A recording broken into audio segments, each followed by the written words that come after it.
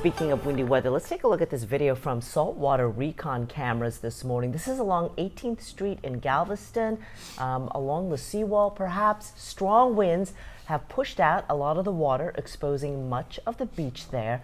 All right, Pat Cavlin here to talk about this, the chilly forecast. Yeah, a little hard to see in that video, but Galveston Bay actually has a low water advisory, which really doesn't mean much for anyone except for mariners and those that travel along the ferries. I think one of the ferry lines, I can't remember the name of it, but on the upper part of the bay, they actually had their, it's not the Bolivar one, I don't remember which one, but they had to suspend their service today because the water is actually so low in the bay right now. So that low water advisory goes through this afternoon through 4 p.m. until the tide starts to come back in. That tide will start to increase around dinner time and will continue about through about 10 or 11 p.m. depending on where you are here in Galveston Bay. That is the result, though, of the strong winds we had yesterday. Look at this, the peak gust that we had near 40 at Hobby and Bush, over 40-mile-per-hour gusts down at Galveston, and it was a north wind, so that literally, it physically pushes the water out of the bay and into the Gulf of Mexico, and because there's such a small opening for it to get back in,